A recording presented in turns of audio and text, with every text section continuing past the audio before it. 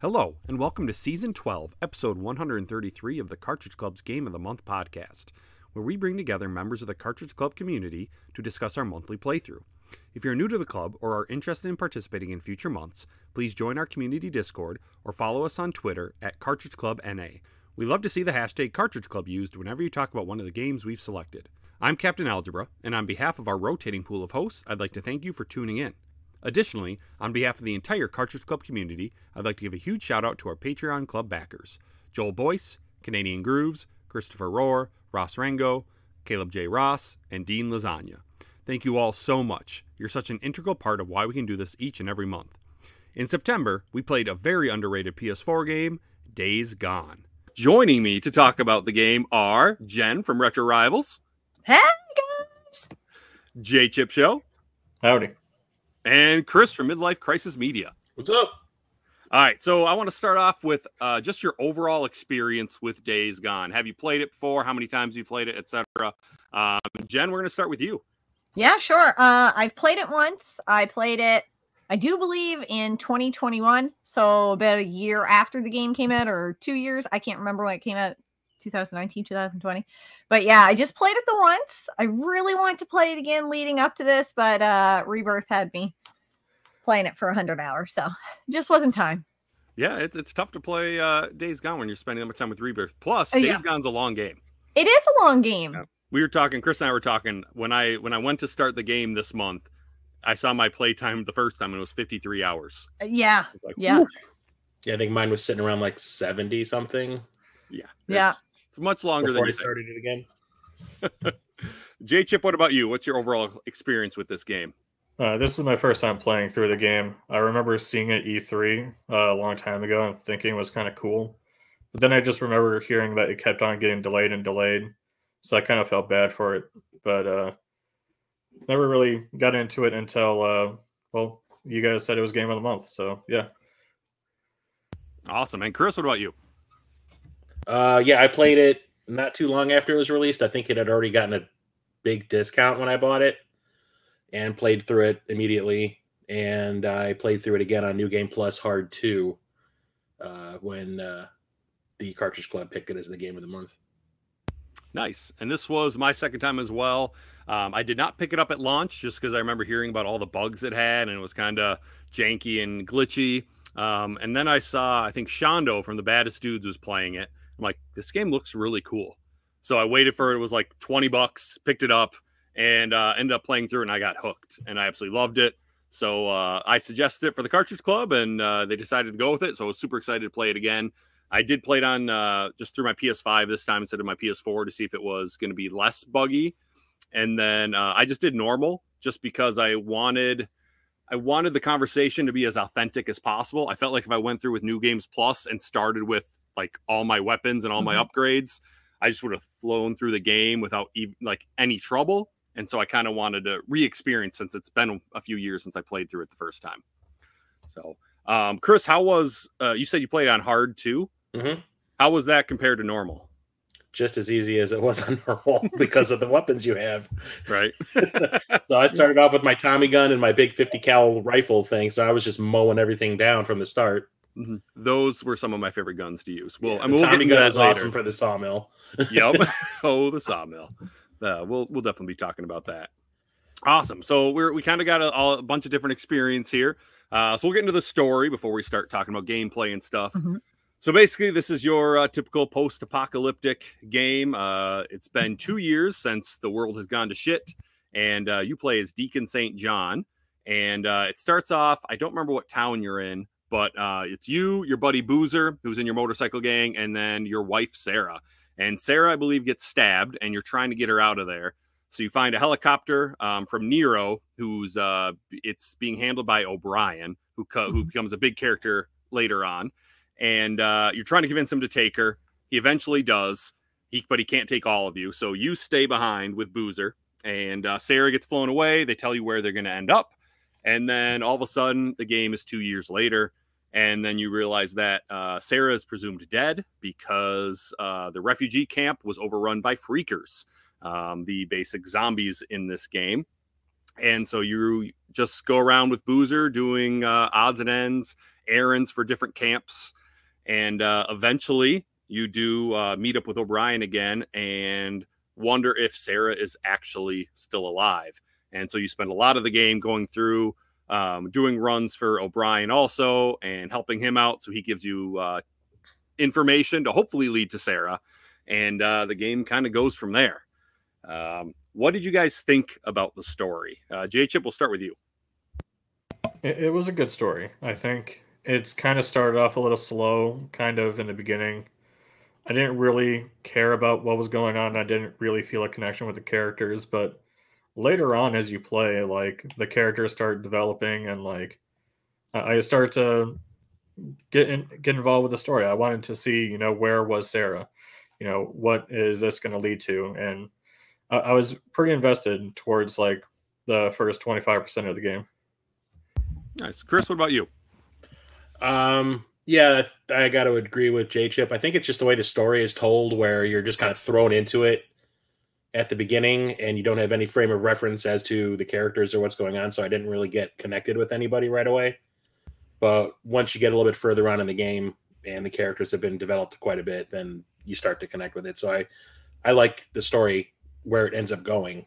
But at the start, I think it's kind of boring. Mm-hmm. And the game is kind of confusing at first. I know Dean mentioned in the Discord, like he was starting up and there's kind of like 5 storylines going on at once. Yeah. And it kind of just like lists them all, but you don't really know what all of them are about, or like you can't do them all at once. Yeah, there's no like build up or developing of anything prior to you just being thrown into it at first. Mm-hmm. Which I kind of appreciate, just because, hey, it's a post-apocalyptic world, right? You're just kind of trying to make do. And so like I'm okay with that. Jen, what do you think of the story? I feel the same way everybody else did. I probably was a little bit more connected to it right off the bat. I felt this kind of longing to help Deacon find Sarah or find what happened to Sarah. So that connection, that like husband-wife connection, instantly kind of hooked me. And then having to choose between your best friend and helping him out, knowing that you can get your wife out, but if you leave him behind, it like all kind of resonated with me. I found some parts maybe in the middle a little bit like, okay, where is this going? What are we doing?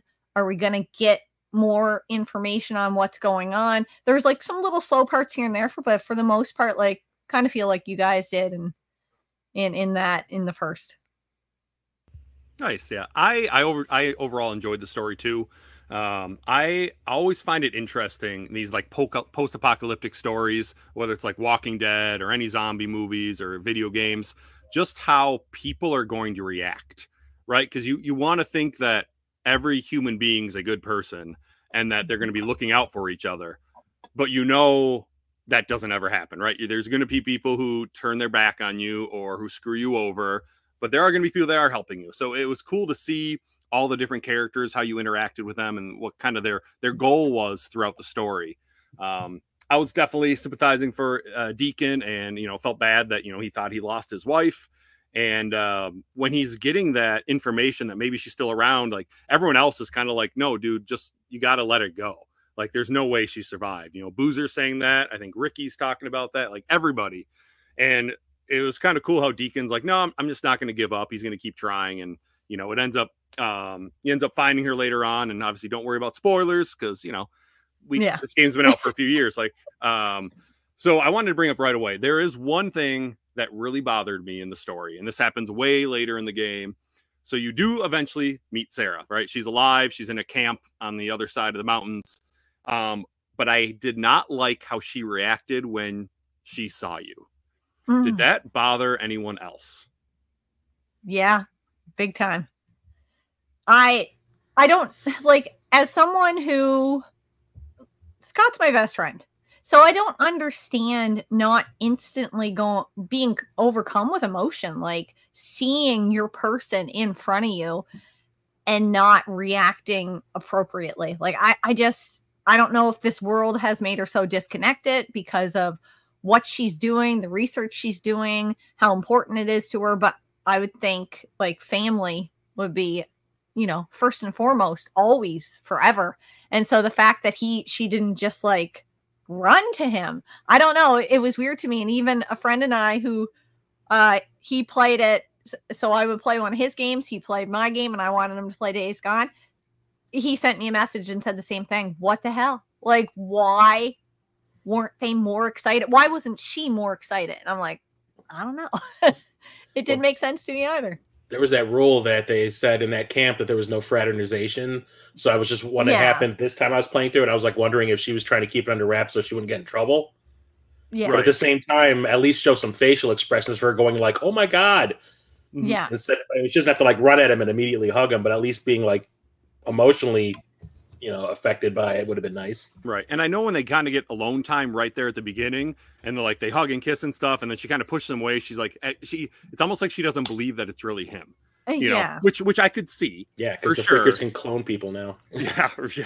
And I get like the fraternizing, none of that. But at the same time, it's like they're husband and wife. It's not like they're just these random people. They've been married before the shit went down. Don't you think there would be some sort of like, no, I guess this is okay. Like we'll won't worry about the rules this time. Yeah. I don't know. J-Chip, did it bother you at all? I want to believe that she like did that so that like no suspicion would be on her. Like, because she has this reputation of being this like straight shooter, kind of a badass. So she's just kind of like playing it cool as soon as she sees him. But when they're alone, then she's like, hey, it's actually you. So I can understand from her perspective. She doesn't want her reputation to be soiled.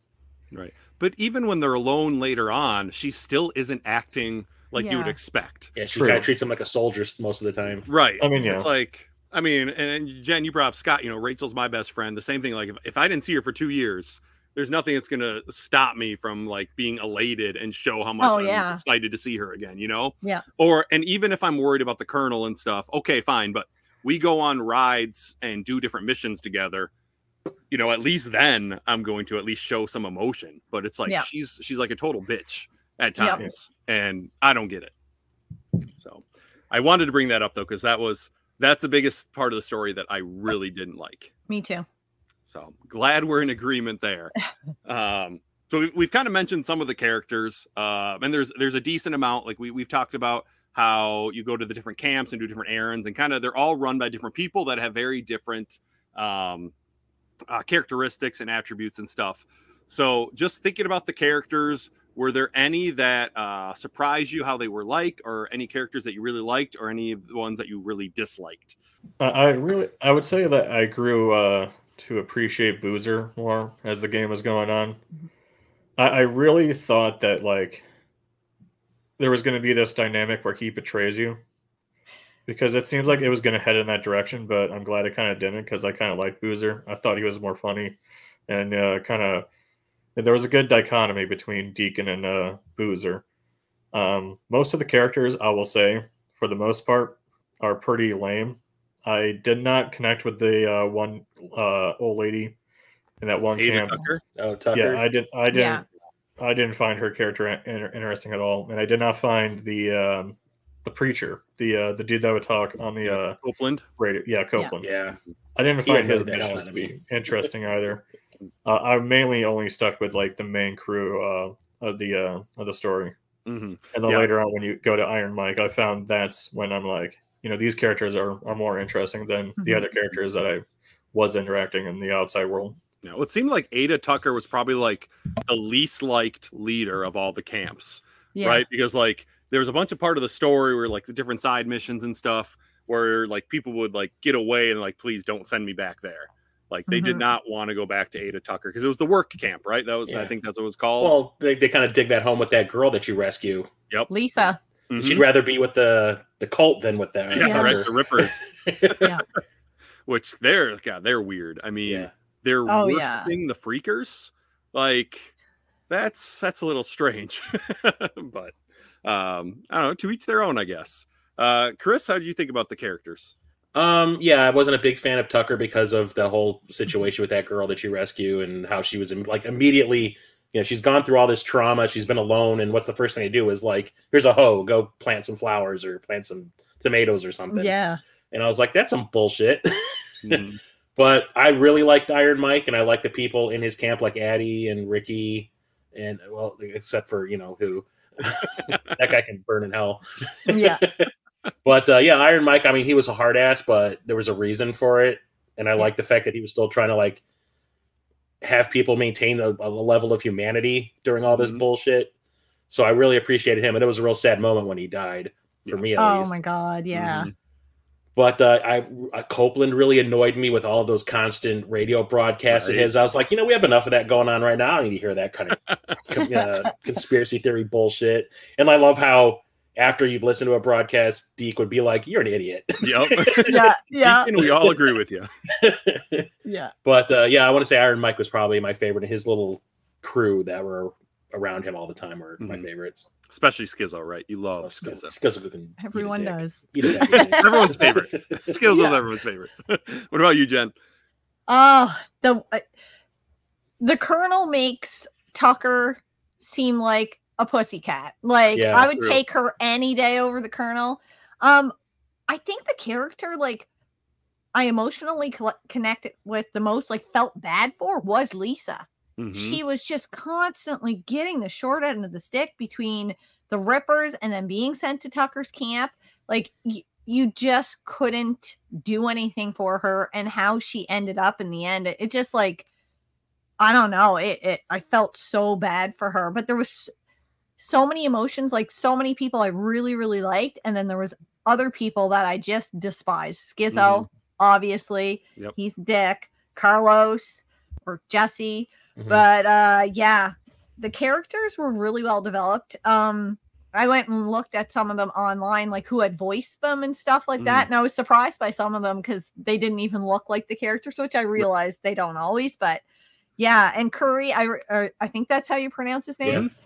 Yeah, he was a bit surprising to me too.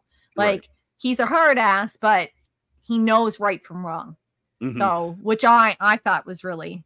Yeah, the twist with his character toward the end was really, I really liked that. Right. I did not expect that at all. I thought did anyone else get a feeling that there was going to be a side plot as to why Sarah was acting the way she was because that she and Curry had hooked up? Because he was wearing her ring. Yep. I thought about that. Yep. Especially with the ring. But I'm glad they didn't go that way. I was glad that she didn't say like I would like to see like fields open scenario where that was the case, because I would be interested to see how that would go down. I'm not a fan of that. It would add some tension for sure. It would for sure, but I like to believe like that both of them made sure that they weren't with anyone over those 2 years. Like Deacon had a chance with Ricky, right? Ricky kind of throws herself at him, and he's like, no. And so I felt like it would have been really bad if all of a sudden you meet Sarah and you find out that she did just kind of give in to somebody, and I don't know. I would not have been a fan of that. As for the characters for me, I mean, Boozer, I think you hit it on the head, J-Chip. Boozer was really cool, and he went down some really dark paths, especially at the beginning. You know, he gets attacked by the Rippers and eventually got to take his arm away. And, you know, there's that one mission where he's basically drunk and keeps going different places and you have to find him. And then at the end, obviously, he is. I mean, you basically think he commits suicide, you know, so everyone else can make it and have a chance. And so I was really glad that they didn't go that route. I'm glad like he survived. But they did a really nice job of making you think he did, right? There was nothing there that made you think that he jumped out. They definitely made it look like he died. So that was cool. Coolest guy I know that has an ice cream scoop for a hand. Right? Yep. I mean, that's pretty. I mean, think about all the things you can do with that arm now. I mean, all the different attachments, right? He's going to be working at a Baskin Robbins. Hey, all those 31 flavors, right? I mean, is that really that bad of a thing? I mean, we got 31 flavors of Boozer over the course of the game. Yeah, we did. All those things. Yeah. I did like how all the characters seemed to have their own identity. Like they weren't just like generic characters. They had good backstories, and they were all very interesting. Obviously, we all hate Schizo. Everyone hates Schizo. With Iron Mike, I like that he tried to keep humanity alive, but you could see that coming, that it was going to bite him in the ass in the end. You know, like he says like Schizo's going to stand trial, and then he doesn't actually stand trial. He just lets him go. It's like, dude. I screamed at the screen when that happened. I was like, you are a dumbass. Yeah. I mean, holding trial and then sentencing him is still humane, right? Like, Yeah. you don't have to let him go. And so it just sucks that Iron Mike dies because of Schizo and that decision to let him go. So that kind of sucked. One character I wasn't a big fan of, I guess it would be Addie, just because I felt like they didn't do enough with her. Like, she was just kind of there. And she was like the medic for, is it Lost Lake? I think that was Iron Man, right? Lost Lake. Yeah. But I don't know. And like, obviously she was with Ricky, but they didn't really do much with her. Well, she was the one that was really pushing for Deacon to like try to help Boozer all the time. Yeah, which was nice. But I don't know. I didn't feel like I noticed her as much, at least on the second playthrough. We're going to get to the gameplay because a story is good and all, but to me, gameplay always trumps everything else. If the game's not fun to play, I couldn't care less about story, which is a big reason why I don't play RPGs, because I just don't care about the story. I want fun gameplay. Yeah. And so we've talked about, you basically go around doing different jobs for different encampments, riding your bike. You can upgrade your bike. You can upgrade your abilities, use different guns to kill everything. So I figure let's start with I think probably the enemies, right? Let's talk about the freakers first, because that's most of the game. And so the most common is you got your swarmers. They sleep during the day and then they come out at night. You got the newts, which are the adolescents. I've got to say, I always felt kind of bad killing the newts. Did anyone else feel bad? Yeah, I did. I thought it was strange that they're having you like murder children in a game, right. even though they're not children. But still, they're children. I get that they're freaks now. Yeah. They're not human at all, but they were. And so they still made those weird noises that kind of reminded you that they were kids. Yeah. So I wasn't a huge fan of that. You got your bleachers, which were the big guys, which took a shit ton of bullets to take down. Wait, no, that's not the bleacher. I'm sorry. That's the breaker. The bleacher were slightly stronger and whiter. Yes, they were whiter because obviously bleacher, right? That's why they named it bleachers. Yeah, they're the quick one, right? They were not necessarily quick, but they were stronger and harder to take down. They were basically stronger swarmers. Yeah. I think you're thinking of the Reacher, the quick ones. But I only only ran the spiky white hair. Yeah, the one that you run into in a cave later on. Yeah. That one. But that's the only Reacher I ever saw. Did anyone else see I ran into a bunch of them. Oh, did you? Yeah, I think they were in other places, but the cave one is the one that stands out the most for sure. Yeah, it was like the one that was there specifically.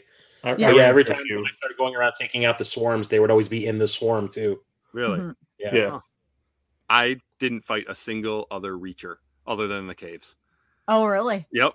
Not once. And I mean, I didn't take down all the hordes, and so maybe there's still some more there. I just did enough to platinum the game. Yeah. And I didn't see another one. I mentioned the breakers. The breakers are the big guys. There's the screamers, who are the ones who they can actually like knock you off your bike. Yeah. They can like mess up your seeing, so one time like I was riding past one and it totally messed up my seeing and I totally ran into a tree and died. Like, oh no.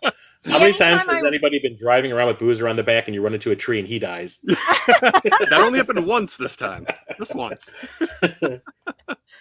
So see, anytime I'd run into like any sort of swarm, I would immediately look for the screamer. Yeah. I'd immediately look for it because I'm like, you're going to alert everyone else and then I'm screwed. So I got to take you out first, get rid of you, and then proceed.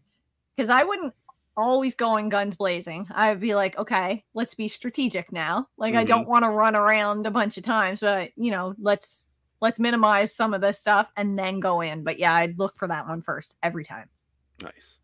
And that's basically like the freakers. But then what I thought was really cool is how some of the animals had been affected by it as well. Yeah. So you had the runner, which was the wolves, then the rager, which was the bears, and then the crier, which were the crows. Yeah.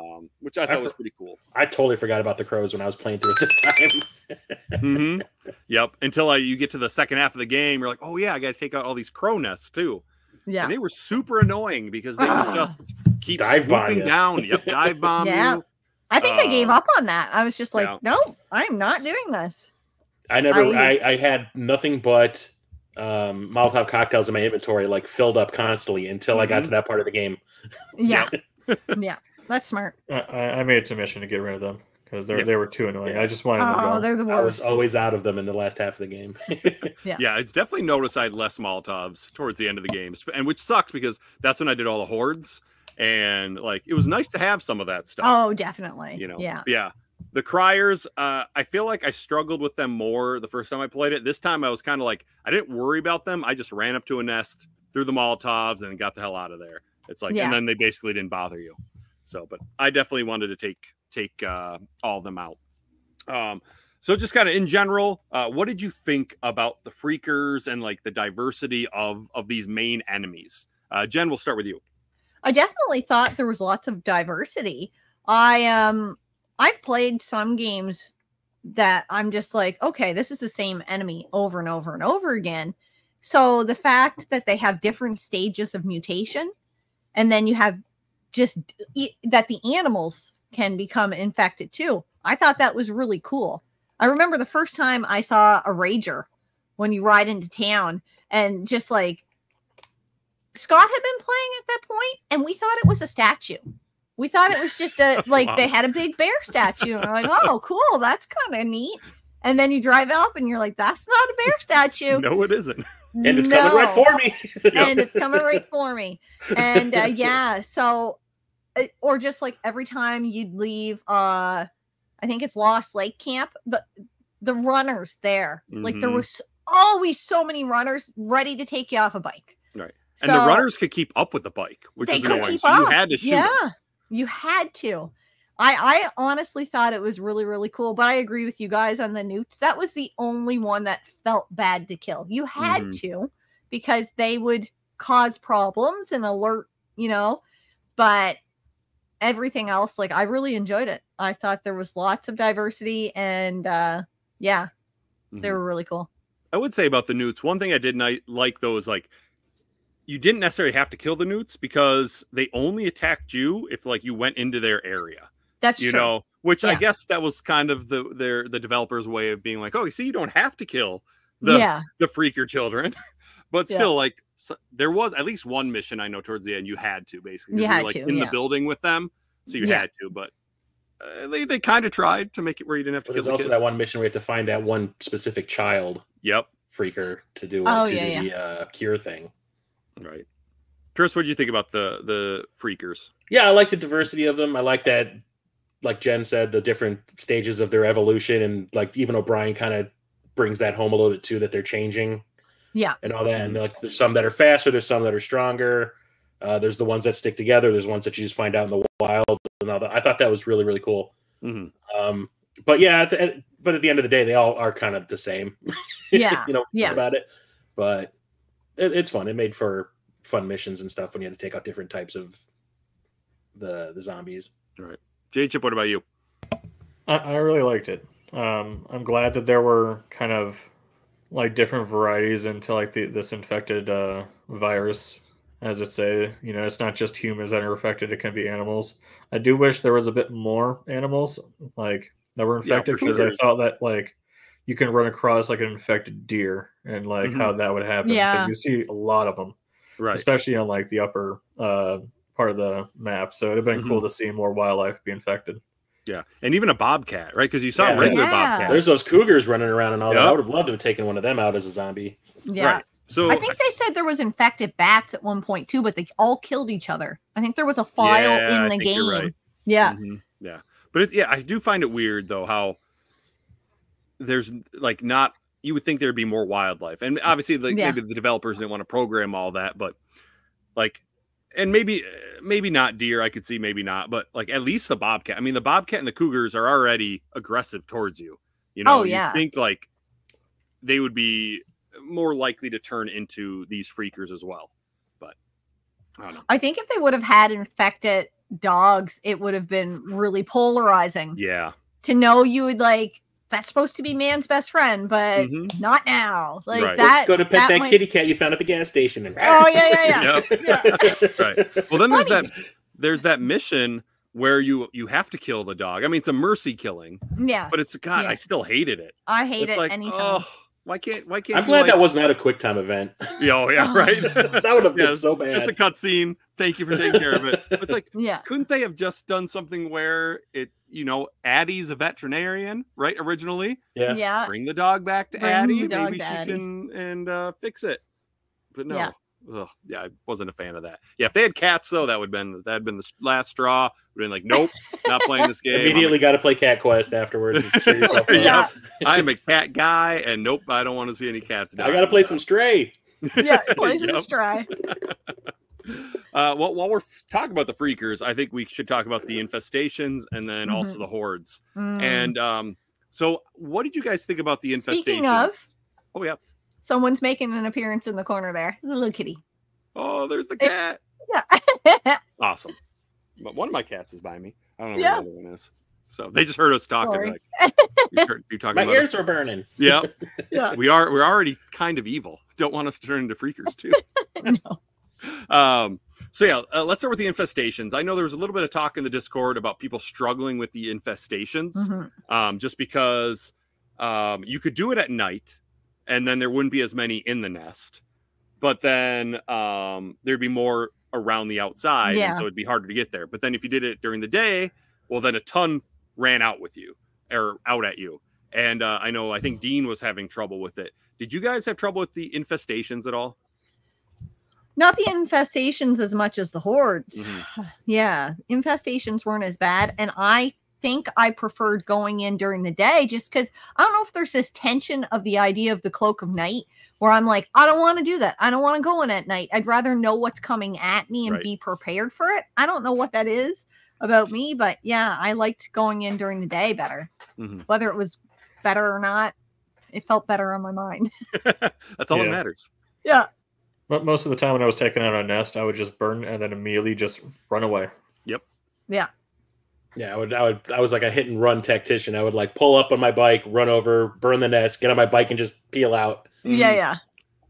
I think on my first playthrough, I tried to, after I burned a nest, I would try to kill all the freakers that came out of it before I went to the next nest. Whereas this time, I'd throw the Molotov, hide behind something. Because basically, if you hid immediately, they didn't know where you were. Yeah. But it was almost that sometimes I felt like the freakers weren't out of the nest yet, but they still knew where you were. Like if you didn't hide immediately. And I felt that was kind of annoying. I was like, come on, they did not see me. They're not even out of the nest yet. So yeah, I started just doing the hit and run. Like, especially if you had enough Molotovs, I would just like throw one, run to the next one, throw it, run to the next one, throw it. And then they would all be burned. I get on my bike right away. So I think that's the advice I gave to Dean.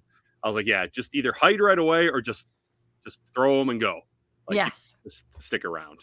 But hordes, on the other hand, are very, very different. In fact, the hordes are the reason I did not platinum the game the first time I played it. Yeah. Because you do randomly run into the hordes throughout the game, right? There's just a huge swarm of these freakers. And through most of the game, you can just get on your bike, run away, and you're going to be fine. But then towards the end, there are 2 missions where you have to take out a horde or multiple hordes. And those kind of like scared me away. I was like, this was not fun. This was very made me very anxious, like the constant running. And I'm like, no, I do not like this. So what did you guys think about the hordes? I remember the first horde I tried to take out, and this was really early on in me really getting into playing more games. Because before I had played platformers when I was younger, and then had a big span of time where I didn't play any games. So this was a really early game for me. And I remember like holding my controller and then my hands would be shaking in between. Like I'd have to pause and my hands would be shaking. I'm like, this is too much. But I think I'd feel a little bit differently now. I think it would be intense, but it would be exhilarating. And I don't think it's ever comfortable to take on a horde. But knowing that, anybody that doesn't want to play the game because of the hordes, it's not a big deal because depending on how many times you die, you can skip that. You don't have to complete the horde. If you're feeling overwhelmed by it, you can say, you know what? No, skip, and it'll skip it and it'll continue on which I thought was great because a friend of mine, again, who had been playing it, had that issue. And he said it wasn't so much the combat as it was just he would get motion sick from trying, like, all the spinning and running around and trying to get away from things. You have things coming at you from every angle. So knowing that you could skip it was at least something on the other end of it. If you couldn't beat it, you couldn't say, well, I guess I can't play this game. This game's not for me. So that's all Mill Horde, though. Oh my God. I don't know how many times I tried it. It was a lot. Right. Yeah, I got by it. I didn't skip it, but it was hard. So you can skip the mission-based hordes? Yes. Oh, I did not know that. Yeah. Yeah. You probably didn't die enough times. No, I didn't. But still, it was close sometimes, especially that first playthrough. Yeah. All right, J. Chip or Chris, what do you think about the hordes? If I had to describe them with one word, I would say intense. Yeah. Because there are times when you are just exploring on your own, and then you notice that there's a lot more zombies than there really should be, and you're like, oh shit, I should go the other way. But they're in my direction where I need to go. So it's like, you either go and take them out, or you just hide until they walk past where you need to go. Yeah. There was one specific horde I remember doing, and it was by a tunnel with train tracks. I don't remember exactly where it was. I found a way to cheese that thing. So if you hide in that tunnel and you shoot them and they come towards you, not all of them will come out. So what I would do is shoot to make them know I'm here, run back into the tunnel, take out as much as I can. Then if I'm running out of ammo, go all the way back to a safe zone, get some ammo, and then go back and then take out the rest. Okay. Because it would not reset. Yes. Unless I died. I think I did something similar with that too. Yeah. Yeah. But the one where you have to have like this modified Molotov cocktail, that one was very intense. Yeah. And then there was a couple other hordes that were pretty intense, but they're pretty terrifying when you first go into it. But I actually found it kind of fun first couple times. Yeah, the more you do it, like, you come up with strategies that make them not that bad. Yeah, but it's still like it's still kind of anxiety inducing for sure. Yeah. Chris, what about you? I love the hordes. It was every one of them. I would have like some different strategy. Like, I wouldn't initially just rush in and just start killing. I would like sneak around and see how many I'm dealing with, and then maybe set some traps. And then try to find an exit strategy, especially with the sawmill. You have all the different things you can do to block their path. Oh, yep. And like get on top of the buildings and everything. So there's a lot more you can do in that area. But like, I had a blast just trying to figure out what strategy I was going to use. And most of the time it just came down to like me running away and like speed running, and then like turning around and mowing some down, speed running, turning around and mowing them down. Yep. But for the most part, I had a blast doing all of them. That's why when I was playing it this new playthrough, I did every single horde there was. I killed every one of them. Like, I just had a blast doing that stuff. Did you platinum the game? No, because for some reason, I cannot. Well, I'll talk about it later when we talk about another aspect of the game. But one thing I could never figure out how to do was the drifting while boosting. Yeah. Okay. I could never get it to work. Yeah. That one's weird. It's not what you think. But we could talk about that later too. Yeah. I kind of want to hear. So I know Jacob kind of shared that one strategy, and kind of Chris, you talked about your general strategy. Jen, did you have a general strategy for the hordes, or just it was the same sort of thing, like that they had both done. I would scope out the area and see what I was dealing with first, like especially with the sawmill horde. I know that you could like the big logs, you could like make a path, but you could also crush them. Yep. And I remember the first horde I took on. That it was with the napalm, like the it's in the neighborhood by the gas station. Yes, that one gave me so much anxiety. So what I would do is go in, I get on top of this, like I think it was a shed. Then I would throw in the napalm, run away, and then try to like run around the gas station and the back buildings back there to try to thin out the horde. So when I'm running through windows, I'm kind of making it a bit of a bottleneck. So not as many are coming at me. Now, obviously, they come from different directions or get up on top of buses and stuff and try to do that. but it was all about thinning the horde to try to break them up into smaller subsections of enemies so that I could take them out easier. And then, you know, going across, I think there was like a little bridge there outside of that one, like I'd go across that because again, it would bottleneck them, and then I'd run and do a big loop, keep doing a big loop. My strategy with that one is I would place bombs around the train. Yeah. And then fire at them to get them come after me, and then you just blow them up. And that area is pretty cool because there's a lot of explosives that you can just run in and try to take them out as much as you can. So I found that one to be a little bit more easier than the other hordes, but yeah. For the sawmill, I started, I think, on top of a building. Yeah. And I try to like get them to come up, and then eventually they swarm you and you have to get down, and then I'd run away. I felt like in my first playthrough, I definitely tried more of like the blowing them up with the different canisters and the propane tanks around the areas. But I felt like most of the time I was kind of like running the wrong direction to make it worthwhile. Like I didn't get a good shot. And so like I'd maybe take out some of them, or maybe they would just, the swarm would get in front of it before I had a chance to shoot it. So then it just didn't make sense. Yeah. And so what I did this time, because I wanted to platinum the game, and in order to do that, one of the last things I needed the last the upgrade you could get. And so I just had to get experience. And I had done every mission in the game except for the horde. So I did enough hordes to do that. But basically I had my Tommy gun as my regular primary weapon. And then I had the 50 cal machine gun as my special weapon. And I would find the horde, and I would try to get above them if possible. And I would either toss one of like a couple of the growlers down, or pipe bombs, or Molotovs, some type of explosive. And sometimes it would take out half the horde. One time it took out 3/4 of the horde. Oh, and so then, they'd start running, and then I would shoot at them with one gun. I would start running away and shoot him again. If I ran out of ammo with one of my guns, I would switch to the other one. And that's kind of why it wanted the 2 machine guns, just so they fired quickly.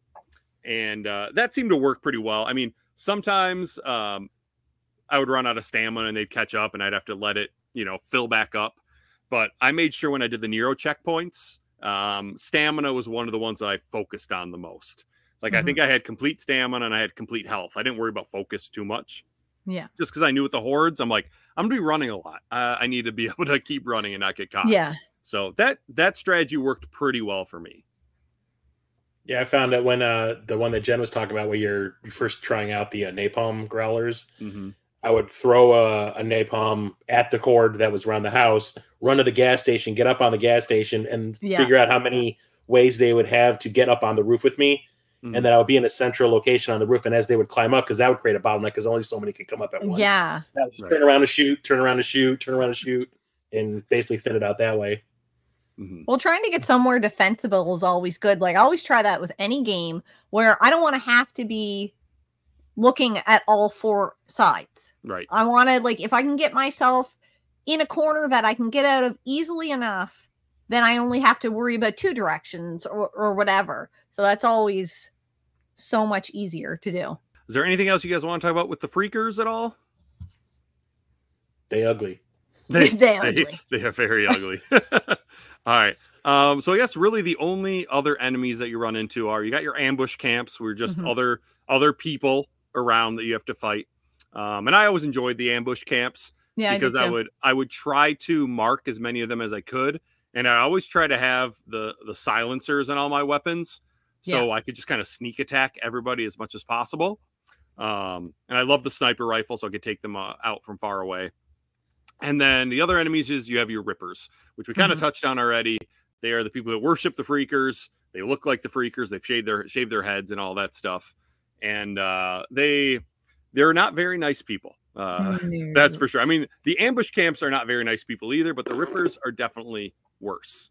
Definitely. So let's just talk about kind of both of those, just in general, the ambush camps, the regular people, and then the rippers. What do you guys think about them? J Chip, we'll start with you. I don't know what you're talking about. The rippers seem like friendly people. J Chip, you're kind of looking like a ripper. Are you joining them? Listen, your hat's covering up your forehead. You have R.I.P. written in there. Listen, they got good coffee. I don't know what to tell you. But no, they're definitely messed up. I wish that like the main the villain of that group. I felt Carlos. like his character was Yeah. very underutilized.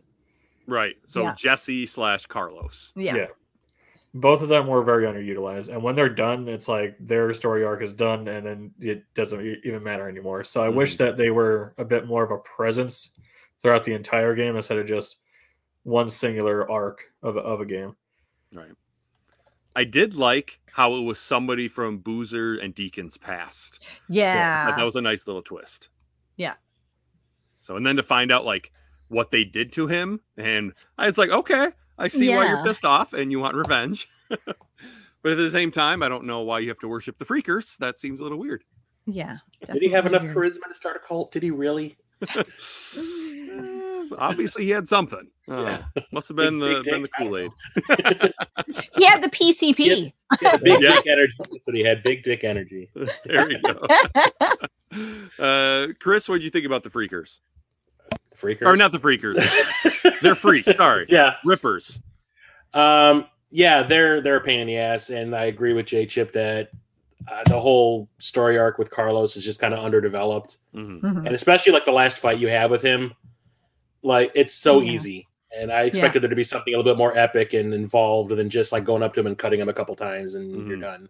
Yeah. So I thought that was very underwhelming, but yeah, their storyline, like he said, also just kind of ends once you kill him. They kind of show up a little bit in the second half, just for like maybe like a mission or two.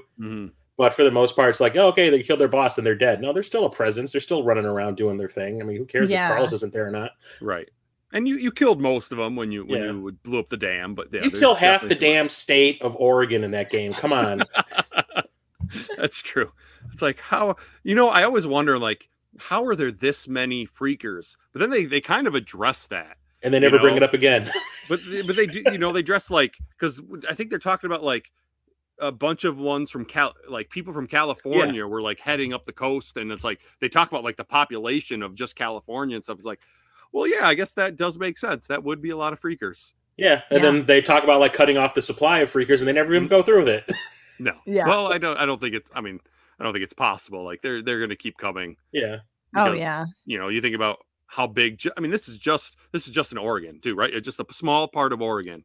And you think about like the whole United States, and then you think about the whole world. It's like there's a whole lot of Freakers out there. Yeah. So, Jen, what do you think about the Rippers? I honestly felt like this is what made it two separate games. So you had Carlos and his Rippers, and then you had Schizo and kind of the Colonel as that other part of the game. Like I felt once Carlos was gone, it was like his story arc was done, so it wasn't developed as much as it could or should have been past that. But I always felt the Rippers were more intense to take on than the ambush or the Marauder camps. Like any of those, I always hated having to deal with snipers. Yeah, that would be the first thing I'd look for anytime I was dealing with like the human aspect, was looking for the snipers, taking them out first, because I can't tell you how many times I drove down the highway on my bike and just get taken out by a sniper. And he takes out your bike at the same time. I don't know. That's a powerful bullet. Right. Yes. And I like how Deacon would mention it. He's like, oh, snipers. But it's like, well, where are they? Yeah. Like, because you couldn't see them, and then all of a sudden, boom, you're shot off your bike. You're done. Like, son of a bitch. Yeah.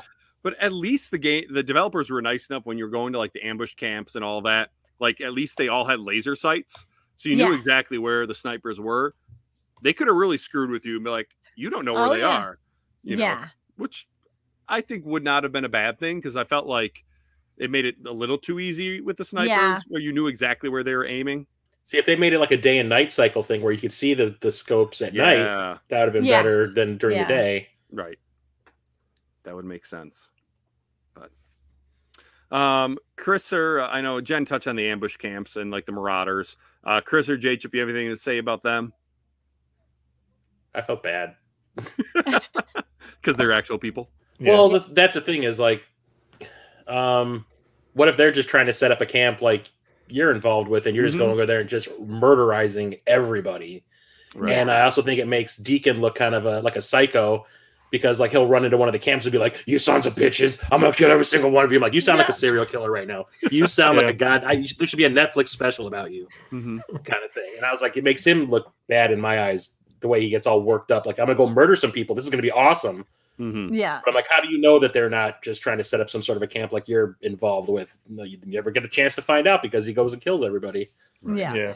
And I think they try to take care of that because you get ambushed by other people while on the road, right?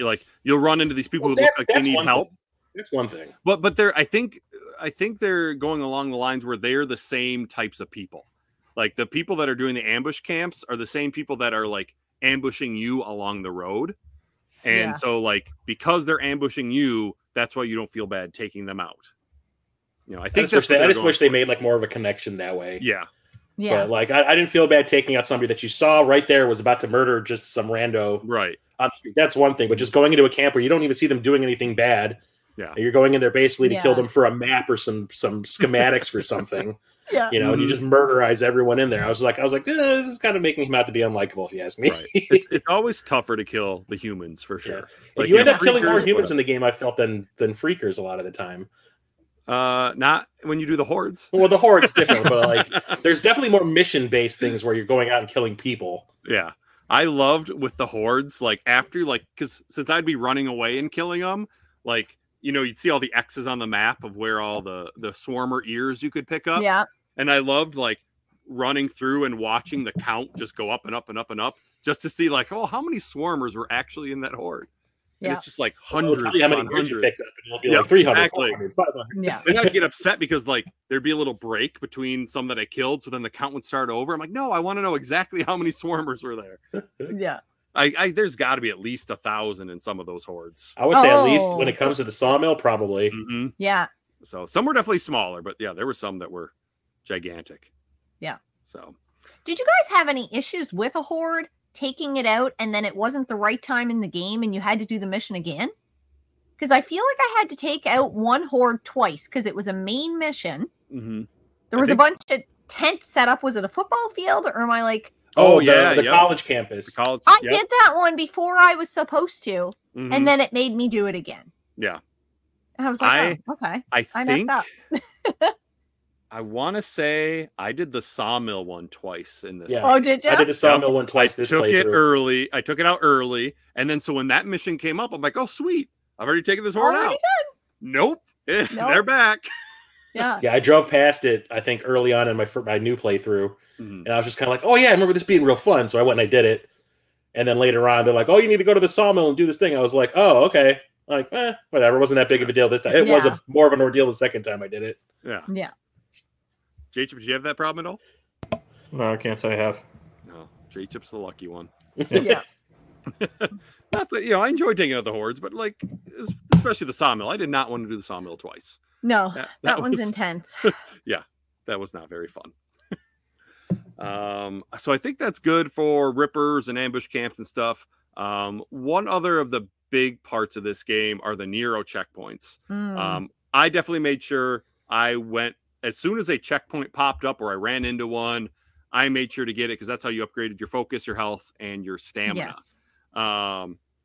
Did you guys enjoy kind of the puzzle aspect of trying to get into the Nero checkpoints? Yeah. I didn't mind it. This is where Scott and I were different people. He doesn't like doing stealth in a game. Okay. He just wants to go in as badass and kill everything. And I remember that's where he quit the game. There was one mission, I think it was at a gas station again. And you're having to climb in and out of these buildings to get around to listen. And he kept dying because he kept getting caught. Yeah. So he'd have to start it again and start it again and start it again. And he was like, you know what? I'm done with this. That's when he quit the game. And I was like, I don't know. That gives it a different, it's like an onion. It's a different layer to me where you have to do it stealth. So you have to go in there and play the game a little bit differently. And I liked it, but he hates. And you're getting more of the story that way too, because that's when you're finding out about all the evolutionary stuff. Yeah. I enjoyed it. I loved hearing like what they were studying and how the freakers were changing. I was like, well, that's really cool. I would always laugh at the secondary guy that'd be with the doctor that'd be like, oh, I don't know about this science stuff. I will say I was always annoyed where they're like, oh, they're wearing too thick of armor. You can't get through to them. I'm like, look, I have a 50 cal machine gun on my back. Okay. Their armor is not stopping. Their armor won't stand up to that landmine I got in my pocket. Exactly.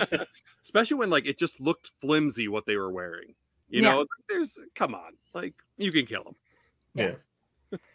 So I guess on the upper hand, it's best you don't kill them because of like what they know, and like they kind of help you out more than enough. But like I did enjoy those missions a lot because I felt that progressed the story a little bit better in my opinion, because I really wanted to know what happened to Sarah, and I felt like those missions were the ones that were going to give me the best answers.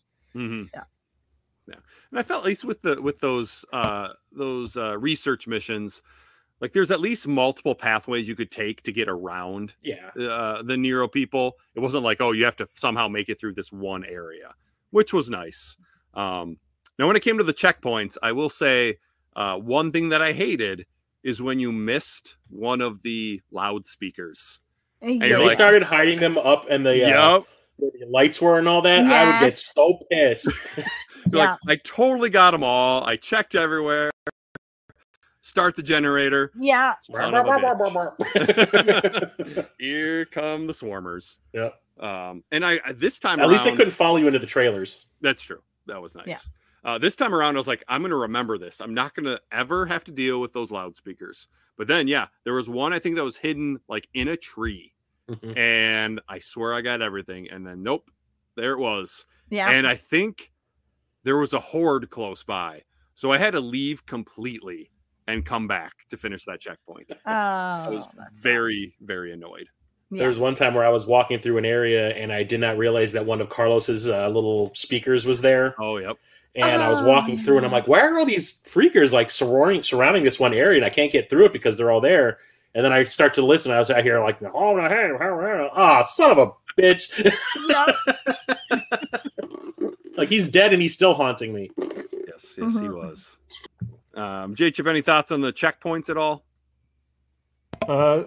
It was kind of annoying how like there would be one speaker you would miss, but like there was one time where I was just like, you know what, let's just not do it at all. Let's just not get all the speakers and see what would happen. And how'd that go for you? Reset. Well, yeah. I felt like I've taken enough hordes as it is, so I felt like I could get used to this. Yeah. So did you survive when you chose not to? No, because that's when I encountered the other bleacher. Oh. Okay. Oh yeah. Yeah. So you learned your lesson. You took those speakers out every time after that, didn't you? Yeah. At least I tried, because there'd be ones that are hidden very well. Right. Yep. Yeah. That's funny. So with the checkpoints giving you your upgrades, at least the stamina, focus, and the health, what did you guys try to upgrade first, or were you kind of like even and like change it up every time? Jen, what was your strategy with those? I mean, health is always important, but when you're thinking about needing to leave a situation quick, stamina too, the focus was like tertiary. It was not my primary focus. I think I went like health, stamina, kind of balanced that out as much as I could, but I wasn't like you guys. I wasn't really concerned about the focus as much. Chris, what about you? Yeah, I didn't have to deal with it in the new game plus because it's already kind of done. Right. Oh, that's right. Yeah. I remember when it comes to any game I play where you have the choice of what to upgrade, I always go for health first. Yeah. And then I probably went health and stamina, and then I ended up upgrading focus all the way, like after the end. After everything was already done, I had nothing else to upgrade but focus. Yeah. Right. So, but that's one thing I did not like about the game, of those focus missions where you have to like follow footprints and crap. I'm like, look, this is an NCIS. Yeah.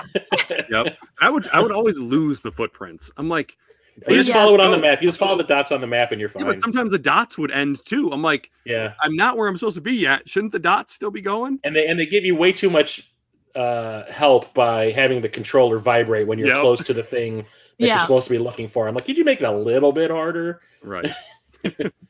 J-Chip, what was your strategy for the upgrades? It's my strategy with almost every Zelda game. stamina first, heart second. Interesting. Because you can usually replenish your health pretty quickly. Right. Yeah. But you can't replenish your stamina very quickly. And there's going to be a lot of time when you're running in this game. So I focused mainly on stamina over health. Yeah. When I started out, definitely keeping them all even. You know, I would do health, I would do stamina, and I did focus. Until I was like, okay, now it's going to be time for the hordes. Now I'm going to just upgrade my stamina all the way. Then I went health, and then I didn't do enough Nero checkpoints this time around to get everything all the way upgraded. So focus was last. But I do appreciate focus because of it slowing down. Like you can slow down like the time so you can kill enemies easier, especially the hordes. It's really helpful. But even on ambush camps, like that way I could like pop up from hiding from something. I could hit the focus, shoot them in the head, and hide before anyone saw me. So I did feel, even though I would say focus is definitely third behind the other two, I felt like at least all three were helpful. Yeah. Whereas there are definitely some games where you can upgrade these different things, and there's sometimes where there's one there's like that's not helpful at all. I don't know why anyone would upgrade that. So I did feel at least these three were good. Kind of moving on, we kind of talked about encampment jobs and like the different camps you'd had. You like got Copeland's, Tucker's, Lost Lake, Diamond Lake, and then Wizard Island. Was there anything you guys wanted to touch on with those anymore? I loved upgrading my bike. Yeah, that was fun. Going to Manny and getting those upgrades for the bike, especially constantly running out of gas. I'm like, I need a bigger gas tank. Like, let's be honest here. Or just the stability of the bike, being able to upgrade that stuff and get better tires. And I enjoyed that aspect of it because I'm typically not you're always crafting things in this game, whether you're building, getting Molotov cocktails or whatever. But knowing I could do missions at the camps and better my reputation with it, and then getting the upgrades for the bike, that added that level of more than just like, hey, we need you to do us a favor, eh? And I'm like, okay, fine, I'll do it. But yeah, that was probably my favorite thing, was like making that bike work better. I'm like, I need this to work better because this is my safety line. Like, this is my safety net, where if I'm in a horde and I need to get out fast, I need to have a reliable bike to get me out of here. Right. Did you ever worry about the visuals of the bike, or did you just worry about like No, I never. And when I'm playing a game with Scott and Dennis and they're constantly changing their characters, they're like, we should all be looking like this. And I'm like, I'm all dressed in red, so I need the red shin guards to go with the red chest plate. I'm like, who the fuck cares? Like, just make this work and get on with it. And you'd think that would be different because I'm a woman. I'd be like, the visual aspect is so important. No, I was like, this is a post-apocalyptic zombie world we're living in. I just need the bike to work. It's pretty well, that does it. So. Everything's pretty brown already, so yeah. Right. Well, that way you blend in better. You don't want the bright colors on your bike. Oh man, I went full red on my bike. You crazy? I had the sparkly red on my bike. Chris is like, red. Come at me. I got a Tommy gun. Since money was basically unlimited for me because of all my money carrying over from the first game that I did, I didn't really care about. I was always buying everything there was. And I found that I think it was Wizard Lake, when I went to check to see if there was any more upgrades I could possibly buy, because I already had everything. 2 more popped up for my engine, for my gas tank, and one was BB from Death Stranding. Yep. Oh, and I was like, oh, I'm doing that. So now I had this like crazy looking baby in my motorcycle for the rest of the game. That's awesome. Ryan mentioned that, and I had no idea it was in the game. Yep, deal of the day. And so this time when I actually got that, when I could purchase that gas tank, I bought it. But that one would always mess with me because it makes noises. Oh. Did you notice that, Chris? No, not really. Oh yeah, it makes noises all the time. So like I would get off my bike somewhere, and all of a sudden there'd be a noise. I'm like, shit, is there a freaker? What's going? Am I getting ambushed? Like you would think I would learn by the end of the game, but no. I was like, I always thought it was something else. Or something. Yeah, it makes this weird noise, and I never got used to it. I never noticed it. Yeah, but it looked cool as your gas tank. So I will say I like that you can do that, but I felt like the top of the line engine wasn't as cool. Like it didn't sound good enough to me. Like if I'm driving a motorcycle, I kind of like that loud kind of like Harley Davidson type motor. Whereas it with that one, and I get it, you want to be quieter so that you don't attract attention, but still, like, no, I've got a 50 cal machine gun on my back. I've got a Tommy gun on my back. Okay, I've got Molotovs. I've got the growlers, the napalm growlers. Like, I'm fine. Okay, let me have a loud bike because it just sounds better. I had like a thing going when I was streaming it a few weeks back when Rocket Sauce was watching, and I was talking to him about it. Where I was like, okay, so I'm in this world where things are attracted by sound and are dangerous. They want to eat you and attack you, whatever. So I'm riding in a bike that has no protection. I'm riding around one of the loudest things you could possibly be on. Yeah. And you're totally exposed. I was like, this is so smart. Days Gone 2, Deacon on an e-bike. Basically, very quiet. Riding around in a Cybertruck. Yeah. That did cross my mind. I'm like, really? You couldn't drive something else? And maybe, I don't know, are motorcycles more fuel efficient? Probably not. I don't know. I was thinking maybe that's why. And I know he's... Well, I mean, I can understand them being able to get in and out of spaces quickly and all that, and they're not bulky and they don't take up much space. So on a road, when you need to get away from something, I can see they're loud. Well, yeah, this thing, they're loud. You're completely exposed. Yeah. Yeah. So, I don't know. J-Chip, do you spend a lot of time upgrading your bike? Yeah. I did. I just liked how cool it looked. And I don't know. I just thought like maybe more fuel would be like better. Yeah. Because, more fuel, it can't hurt. But yeah, that was pretty much about it. Anyone have a good time drifting into zombies on the road? Yes. Yeah. Yeah. I would be running someplace and I would just hit one just straight on. Yeah. Or one time I remember drifting to make a turn and there was two standing there and I drifted right into them and killed them both. It's the coolest thing I've ever done. Yeah. Conserving ammo. Yep. Exactly. It's always good. Hurts your bike a little bit, but it's worth it. It's worth it. Fix it. That's the other thing I kept running out of the scrap. Yes. Yeah. Yep. I know. Definitely towards the end of the game, I'd run out of scrap and I'd run out of Molotovs. Yeah. And I felt like it was really hard to find the growlers for the napalm Molotovs. I was like, come on. And I get it. They're more powerful, so they're going to be more scarce. But it's like, come on. I need these for the hordes. So please give me more. It was fun going back to the old area once you've gone to the other side of the mountain. When you go back to the old area and you'd be driving down the street and you see every single car that you've opened up and ran. Yep. Yeah. and scrapped through and all that kind of stuff. Like, wow, I really ran this place dry. They're like, I'm looking for some scrap. And then you can't find a car. There's none left in Oregon, thanks to me. I've taken it all. You mentioned the drifting, Chris. And so there are a couple trophies that involve drifting. One of them was it drifting for like a certain amount of time? Yeah. 10 minutes. I think you have to drift for a total of 10 minutes in the game. Oh, in the game, yeah. Yeah, in the game. And I remember my first playthrough was like, how did I not get that? Like, I feel like I would have drifted for that amount of time. So what I did was, it was early on in the game, and I just went up to the Boozer and Deacon's kind of camp at the top of that mountain. Yeah. And I just did circles. And like, I just held the controller there, and I'm like talking to the girls, and talking to Rachel. And then finally it popped. I'm like, sweet, I'm gonna move on. Yeah. So a little boring, but it got the job done. So, and I did notice that you can actually go into the menu and look at your like trophies in the game, and it'll tell you like how long you've been drifting, so you know how far away you are. So, which was also helpful for you have to pick up, I think, 581 items off of dead bodies. And so like, it'll tell you how many you've picked up so far, which was nice. Now, Chris, you brought up kind of earlier the drift and nitro at the same time. You were never able to get that to work. I could never get it to work. I tried so many times. I'd be like, okay, there's a straight way I'm on. There's nothing on the sides that I can hit to stop me. Let's do it. And then it just wouldn't happen. Yep. Jen or J-Chip, did you get that trophy or try to get that trophy? I am not a trophy hunter at all.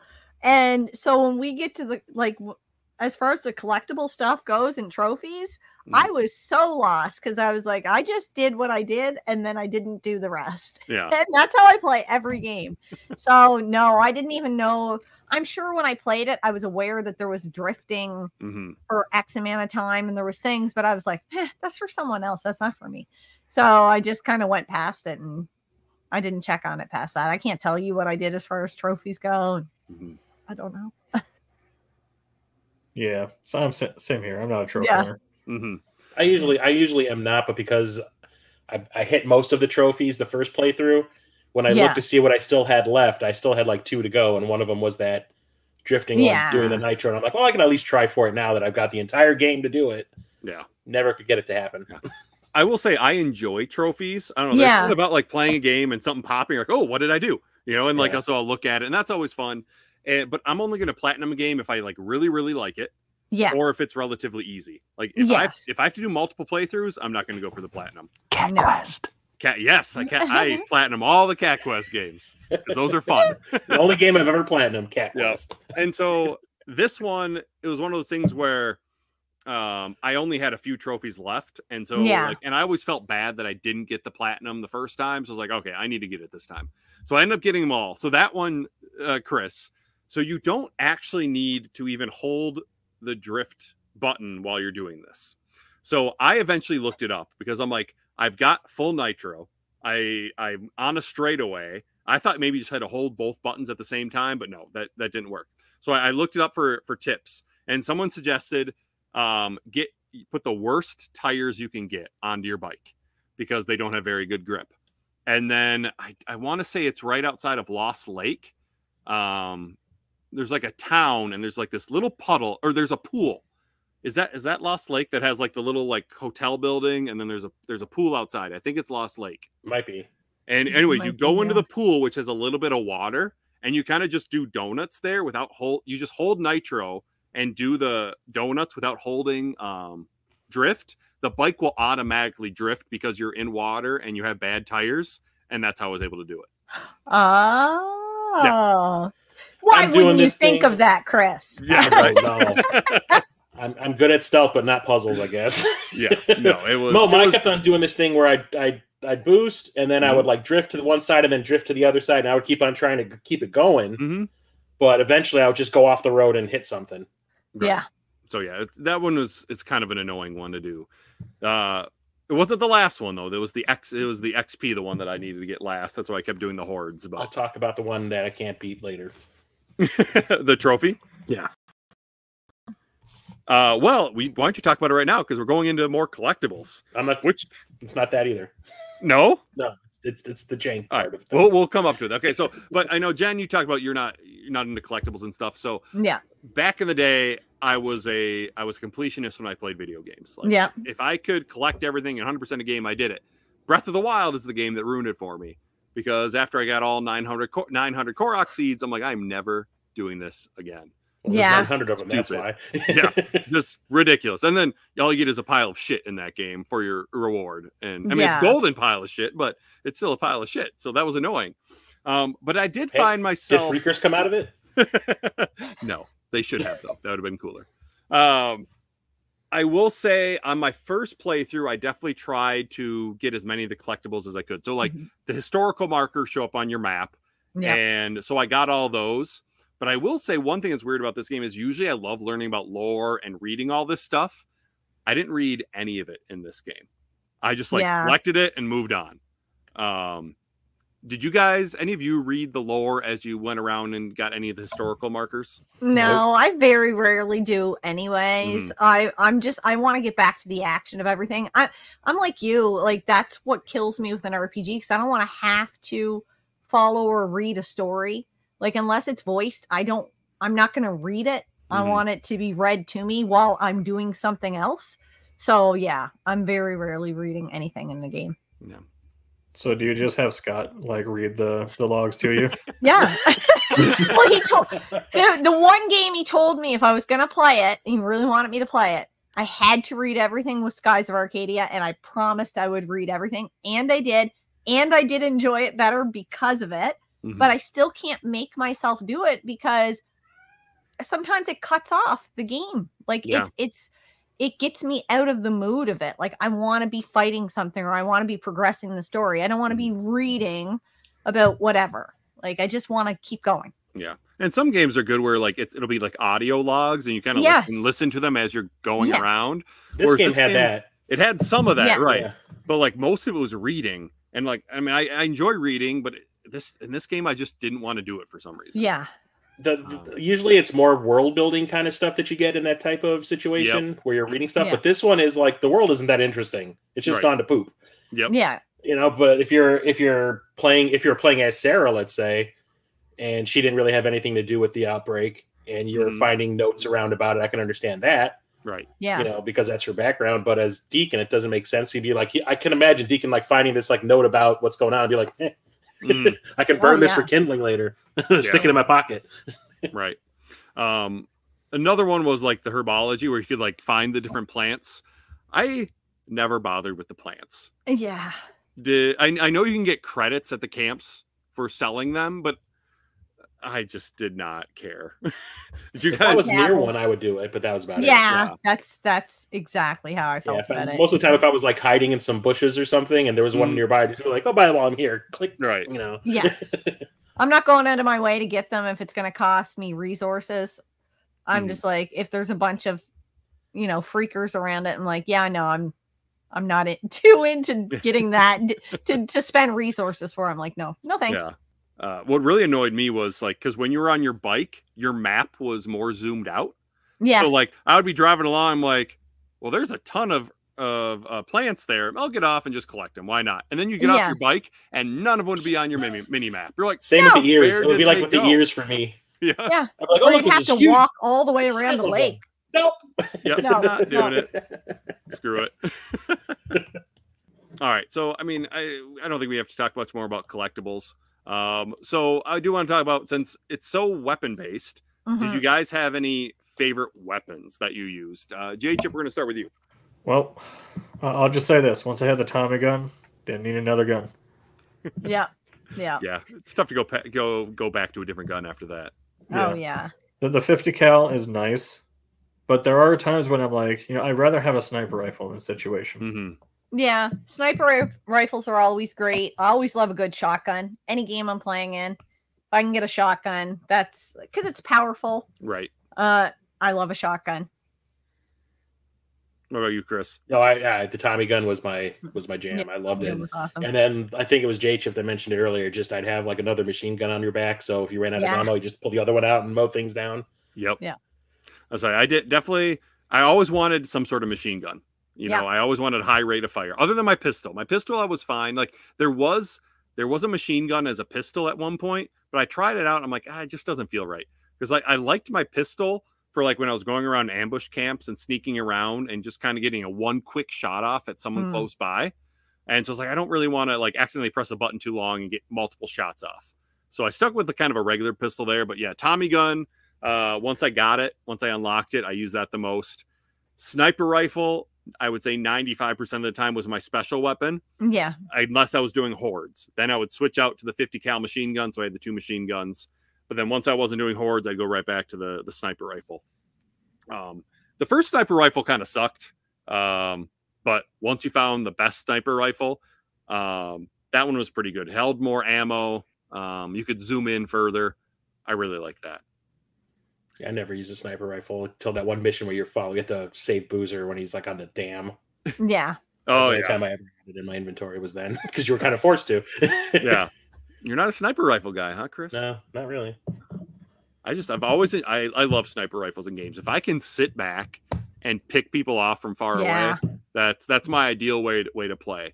In fact, like in college, I got really big into Halo, and at one point, I was only playing sniper matches, and my friends would get so annoyed. Like, can we play something else? I'm like, no, snipers are fun. Only snipers. And then I would, of course, be the camper. And, people... I was just going to say, you can't be bitch. Oh, of course I can. I'm sorry, Chris, but do people with sniper rifles run around? No. They sit back and they camp, okay? That's what you do with a sniper rifle. And they're fat like me. Just saying. It's just fun. So we're kind of coming up towards the end here. Before we get into, like, what the secret ending is, and that kind of stuff. Is there anything you guys wanted to talk about before we kind of give our overall thoughts and stuff? Melee weapons. Oh, I know we talked about guns, but melee weapons. Anytime I came up to a fire truck, I was like, give me a fire axe. Give me Ooh, a nice. fire axe. Yeah, I loved the fire axe just because it didn't break as easily. It was strong. And yeah, I always looked for a fire axe. Ooh, that's a good one. I don't love think I the ever used the baseball fire bat axe, with though. that saw blade in it. Yep. I love Yeah, that yeah. thing. Yeah. Anything That's with the saw awesome. blade. Once I Yeah. got that recipe where I could make them, I'm like, give me all the saw Yeah. blades. Yep. Give me all the Yes. baseball bats. They Those were were kind of hard to always come awesome. by, though. They They were. were. So that was why I was always like making sure that I had scrap in my inventory so I could repair it constantly. Yes.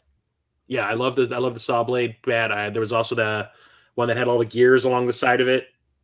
Oh, yeah. Yeah, yep. I And know what you're talking about. that one I Yeah. used toward the end. But yeah, that was pretty much it.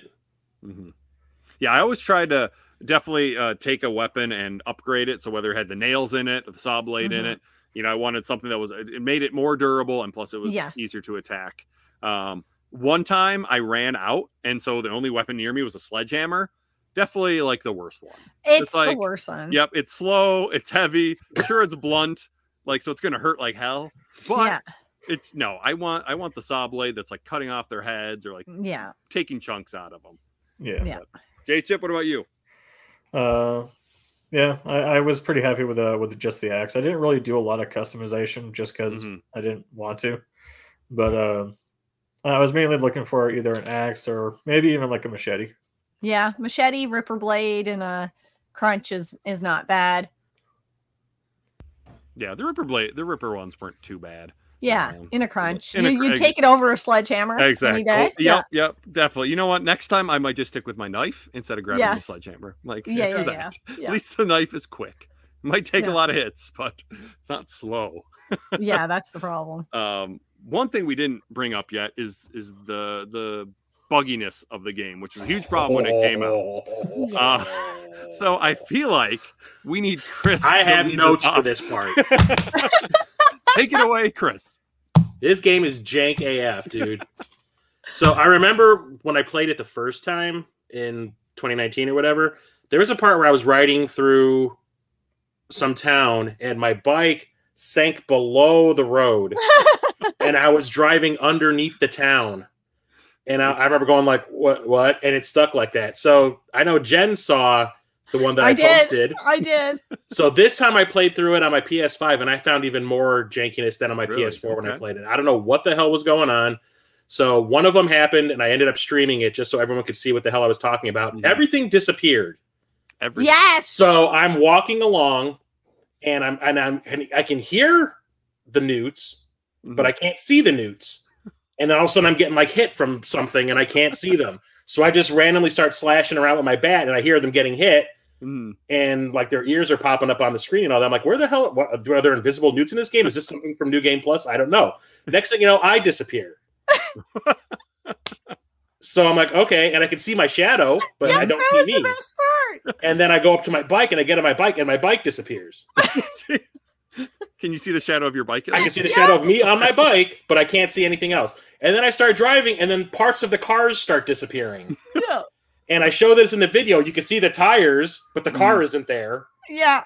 And like I'm trying to drive through a tunnel like this, and I'm just running into things because all of a sudden the obstacles aren't there anymore.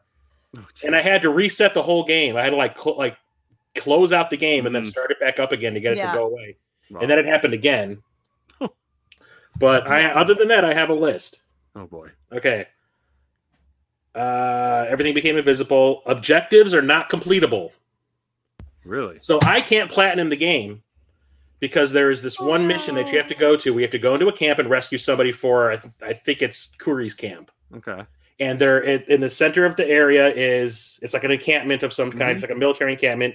There's a truck and there's supposed to be somebody in the back of this truck. Okay. They are not there.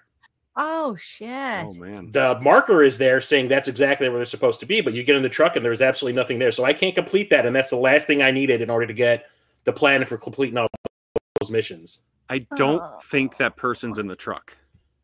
Well, I think I know what you're talking about. I think they're up in a tower. Because I thought are there towers around? Yeah, but they're like on the far sides of the encampment. Yes. So I thought the same thing. And I looked in the truck and nobody was there. And so I looked around the encampment and in one of the towers, they're up in there. Try that. Son of a bitch. I'm pretty sure. But yes, it is weird though. It's like, why wouldn't they have the marker, or at least one of the big like blue teal markers where like, hey, just search this area. Yeah. I don't get it. That's dumb. Yes. My motorcycle becoming unrideable.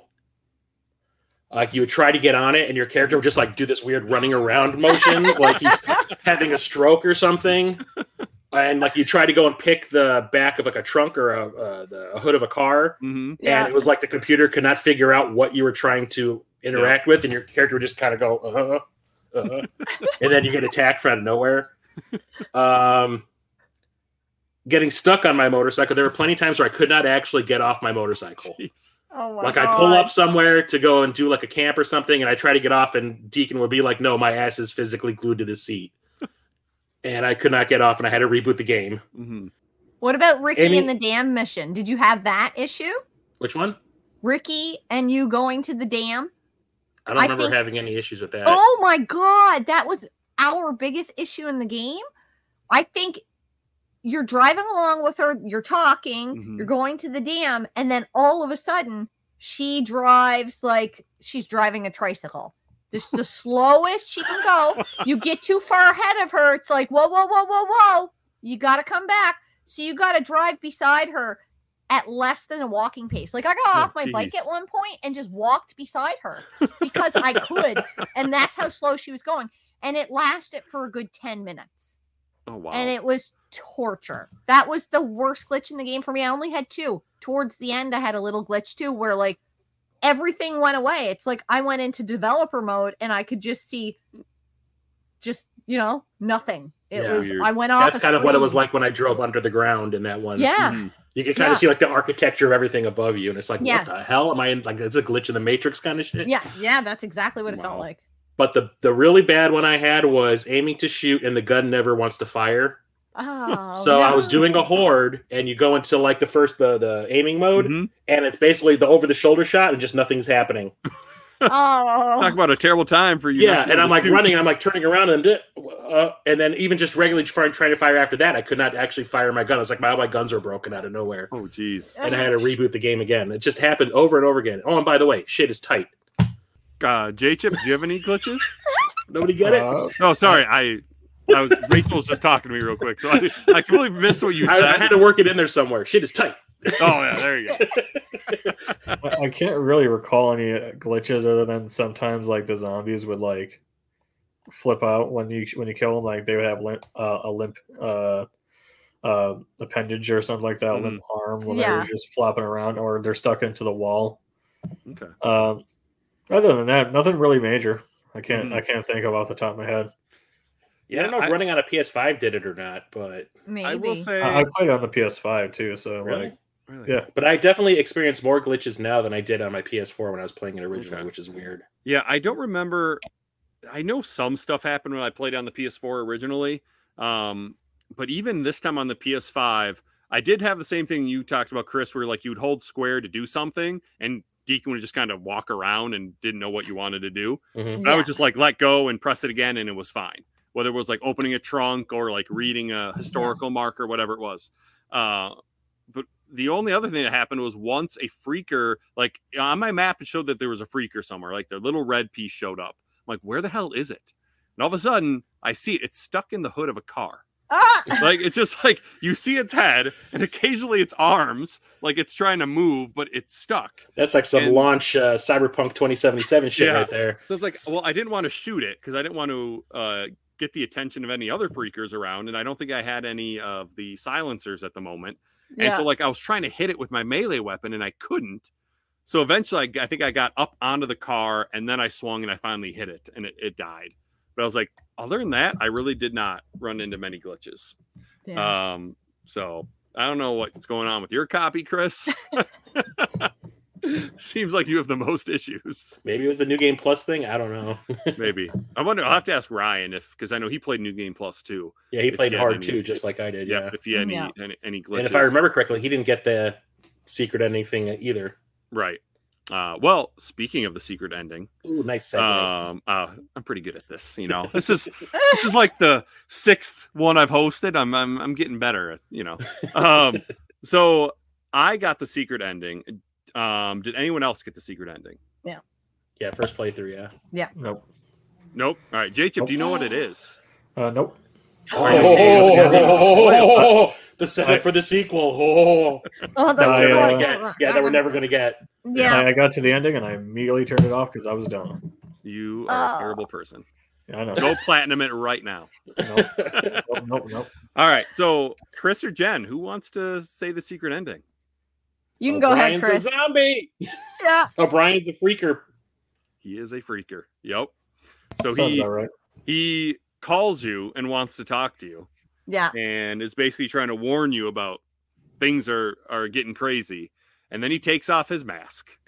And he is pale and bald. And he is a highly evolved freaker. Yeah. It's so cool. Mhm. I'm so like to think what we could do with a second game based on that ending. Yeah. Right. kills Now, because me. like Nero would be the villains in the sequel because Right? yeah, Yeah, because he talks about like how there's higher ups that are like him. That are Yeah. also these highly evolved freakers that are super intelligent. And obviously, Mhm. like you see him jump from the ground up into the helicopter. Yeah. It's like that could make for some fun fights. Can you imagine a horde of those? Oh my god. Now all of a sudden it's like you got to be shooting up in the air. That'd be Yeah. amazing. That means just bodies falling. Yeah. Yeah. Not are they just fast and hard to kill. Now they can strategize. Yeah. Mhm. And that makes it even more tense. Like I want a second one so bad. I just Yeah. don't ever see it happening. Mhm. That guy that developed the directed the game got so screwed. Yeah. Yeah, he's pissed. Did you guys see? Especially because of the Astrobot thing. Yeah, did you guys see his tweet about Astrobot? I had heard about it. I didn't see his tweet, Mhm. but I'll have to go check it out. Yeah, so basically he's like, this is all that Deacon is now. Is he's just a bot, an Astrobot, Yeah. and it just Yeah. makes them all upset. And it's like, I get that you're upset, but like, why are you complaining that Deacon's still getting representation? Like, Yes. they put him in a game, like Maybe to With see if all people these- were still interested. right. Yeah. And with all these other famous PlayStation mascots and characters, like that's cool that they did that. Yeah. Don't be pissed off about it. They Yeah, at could least have not. it's They still could in their have not minds played somehow. with him. What'd you say, J Chip? They could have done nothing with him, and then Exactly. Yeah. He could be gone for good, but like at Like- least they're trying to keep him somewhat relevant. Yeah, and I don't want to say never on a sequel because if we could get Alan Wake 2, we can probably get a Days Gone 2. We'll just I- have to wait and see what I happens. I hope hope so. I Yeah. just hope it doesn't take 15, 20 years. Days Gone 20 years later. Right. Yeah. Well, one thing that might give us hope is they are remastering the game. Yes. How do you guys feel about a remaster this soon after it just came out on PS4? If it isn't jank AF. That's why I want it. I Mhm. want a completely playable experience on a disc so that when that store shuts down, Mm-hmm. we know we have this. Because right now, I don't know what my PS4 copy is worth. Yeah. Like, is it just a frisbee after that store shuts down? Like, honestly, Right. can I even play it? So if I can get a completely playable experience in a remaster, I'm all for it. Mm-hmm. Yep. Yeah. I mean, I'd probably try it out, but I'm not going to rush into it since I just played it again. Right. Yeah. Yeah. Well, Yeah. here's. Go ahead, J Chip. I don't love the game to where I will like, you know what, I kind of want to replay that because I kind of got my fix Yeah. when I was done. Mm-hmm. So I don't see myself picking up a remaster, just kind of like how I didn't pick up the Last of Us PS5 remasters. Mm-hmm. Yeah. And I will definitely not be getting the Horizon Zero Dawn PS5 remaster. I think that's a different topic altogether. But yeah, I did not love the game enough to where I'm like, I want to play it again. I Yeah. could see the glitchiness aspect, like wanting a game that's not like that. That Yeah. makes total sense. But I do feel like in general, we are doing remasters for games too quickly. I agree. like, They're already in HD. Yeah. Yeah. Like I am guilty of picking up the PS5 versions of both Last of Us games, Yeah. but only because I love those games so much. And whenever I beat games in a year, I never count games I've already beaten unless Same. it's like a different version. So I bought them so I could play it again and count it as a game because, like, hey, it's the remastered version. It's different. Yeah. So that would be the only reason I would get the Days Gone one. And I would obviously wait till it's cheap. I'm not going to buy it at full price. But I don't find it super necessary at the moment, but hey, Yeah. if it gets more love for the game, because I do feel like it's underrated. I know Yeah, I do it too. was so glitchy at the beginning, and so that turned a lot of people off. But now I obviously some of you still had a lot of glitches, but mine was relatively bug free. So I think maybe it'll get more people interested, and then hopefully down the line could potentially give us a sequel. Yeah. Yes. Which would be fantastic. If it gets more eyes on the game, yeah. Mhm. Agreed. In a perfect world, we wouldn't need a remaster. That these studios would put out playable games, Right. and properly test them so that they're not broken when they come out. Mm-hmm. In a perfect world, but we didn't get that with Days Gone. So yeah, I won't be going out day one and picking it up. I'm going to wait till other people play it and say, yeah, I tried it offline, blah, blah, blah. It totally works or whatever.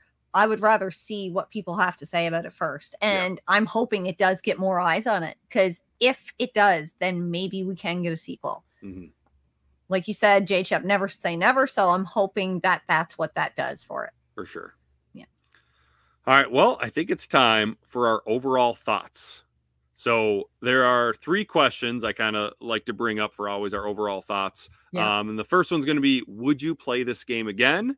And we're going to start with Jen. I would absolutely play this game again. I think I could play it better now, and I think I would enjoy it maybe even a bit more. I know playing a game a second time around, the experience is always going to be different, but I think I'm better as a gamer now that I wouldn't be so tense playing it. I get more out of it. I get more out of that experience instead of just feeling this complete tension all the time. So maybe I would, search a little bit more, do a few more things that I hadn't done the first time around. So I would play it again, 100%. Chris, what about you? Having just played it again, I probably wouldn't do it right away, but maybe, 10 years down the line, I might pop it in again. Mm-hmm. Nice. And J-Chip? I mean, yeah, probably. I think I would be more interested to see someone else play it, see what their strategy is like, what do they think of the story. Mm-hmm. But I don't see myself playing this game anytime soon. Maybe 10 years down the line, we'll see. Okay. Yeah, I would definitely play the game again. In fact, when I beat it this time around, I was tempted to start up a New Game Plus right away. Yeah. Just because I know with Ryan played it, and then Chris, you played it on New Game Plus. I'm like, oh, that would be fun. But it was like at the same time, I'm like, okay, this game is like 50 hours long. Yeah. I mean, obviously it'll be shorter on New Game Plus, and I wouldn't feel the need to do all the Nero checkpoints and do all this different things because I've got all the guns I want and everything already. Yeah. But I really enjoyed this game, so I feel like I would definitely play it again sooner rather than later. Second question. Rate this game on a scale of 1 to 5. And unlike Curtis in the Cartridge Club, I do allow halves. So feel free to, you don't just have to give it 1, 2, 3, 4, or 5. We're going reverse order. J-Chip, what would you give this game? I would give it a 4 out of 5. I think it's a very solid game, but there are times when I feel like they're cutting corners when it comes to the story. And there are some things where there's like a lot of hype. Like there's a lot of build up towards something. And you may get a payoff that's very underwhelming. Okay. So I would say that would be where I'm at. It's still a good game. It's still really fun, but there are some things that I wish they would fix on. Mm-hmm. And Chris? I think the first time I played it, I probably would have given it a 4. And playing it now, I'd probably give it a 3.5. Okay. And part of it's because of the jank, all the stuff that I experienced. But like now when I was playing through it the second time, I felt that I didn't like Deacon as much as I did the first time I played it. I felt like he was more of a dick most of the time than anything else. Like everybody he talked to, he immediately gives you attitude kind of stuff. So like from the story point of view, I didn't connect with him as much the second time. So that kind of lessens the game a little bit to me. But that aside, the game is actually a lot of fun to play. Mm-hmm. So that's my reasoning. And Jen, what about you? I think I'm somewhere in a 4.5 situation. I can completely agree with everything you guys are saying.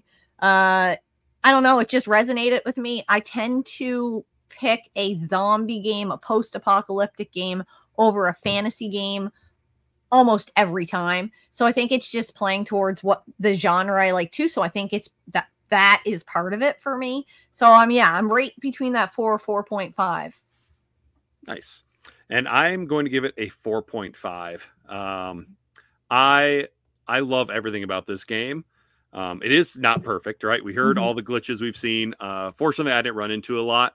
It is a little slow getting started, and we talked about like Sarah's reaction to Deacon when they first meet really bothers me, and so that's kind of the stuff that keeps it from being a 5 for me. I feel like they've got good characters. We talked about how they're very well developed, and they're all interesting and different in their own ways.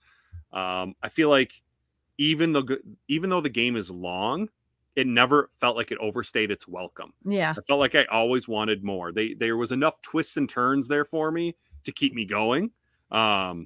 Which is interesting because I'll play some 10-hour games that I'm like, this game is 3 hours too long, you know? So to play a game for 53 hours and then another probably 45 to 50, I think, on my second playthrough and still not be sick of it, it's got to be a pretty good game. Yeah. So then finally, are there any other games that you would recommend if somebody enjoyed Days Gone? Definitely the Last of Us game. Yeah, I was going to say that too. That's the most obvious one that comes to mind. That it's, I don't know, the storytelling and the world building are kind of similar. Yeah, that's the one I would say too. Yeah, the game even tries to mimic the original Last of Us at the very beginning a little bit. Oh, yep. Yeah. So you could tell it was trying to like do an homage to that, or just flat out copying. I don't know. Right. I would say if you're a fan of like zombie apocalypse or post-apocalyptic storylines, I would check out Dying Light. I felt like Dying Light was a really cool game, and this kind of reminded me of it, where you're in an open world and there is a lot of undead, and the crafting, it kind of reminded me of it a bit. Dead Island is also another game I'd recommend if you liked Days Gone. They're not as good in terms of story, but I still think they're really fun.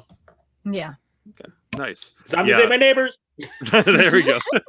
Yeah, Last of Us came to mind too. I always call this game like the perfect blend between Last of Us and like Walking Dead.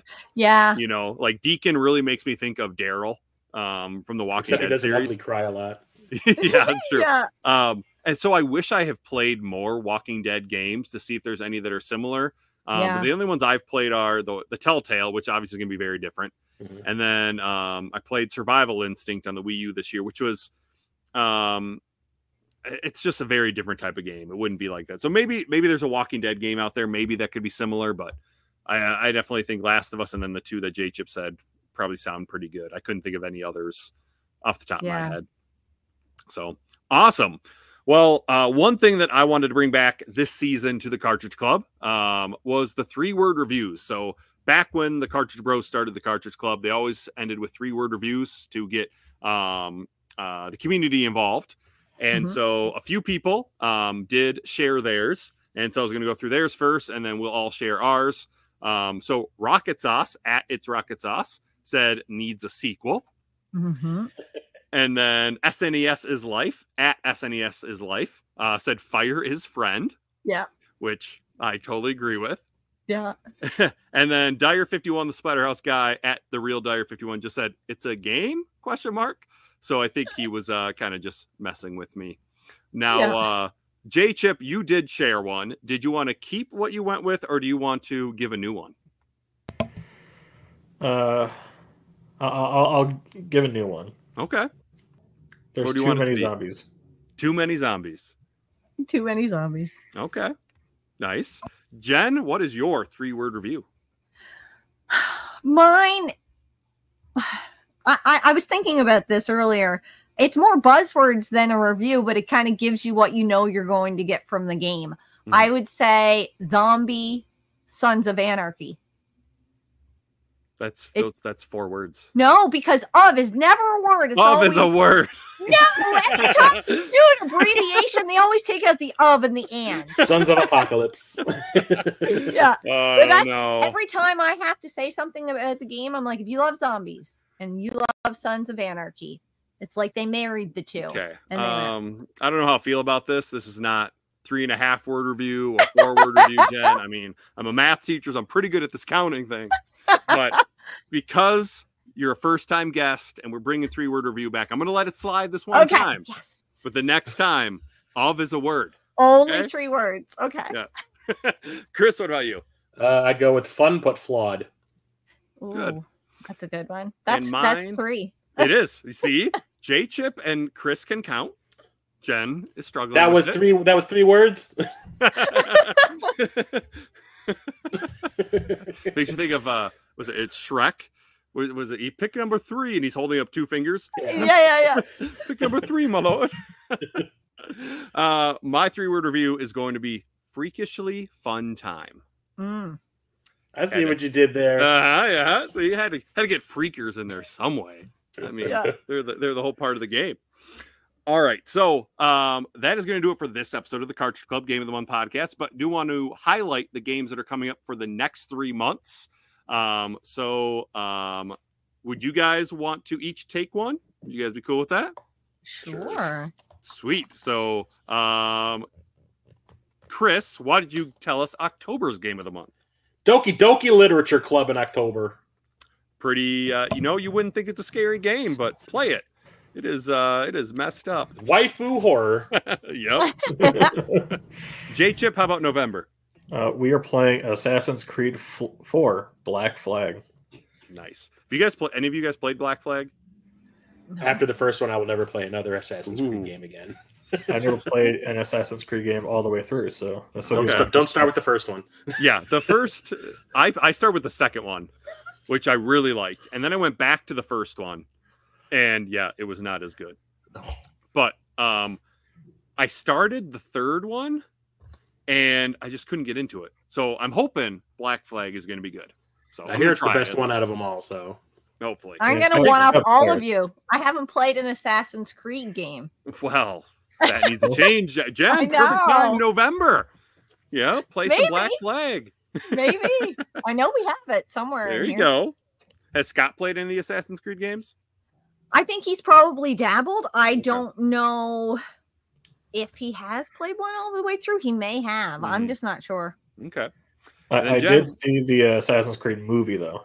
Okay. Was it good? Yeah. That was not good, but it was a movie. oh, I saw I that could in the just skip theater. that. Yep. Yeah, it was a movie. All right, good. Good to know we can skip it.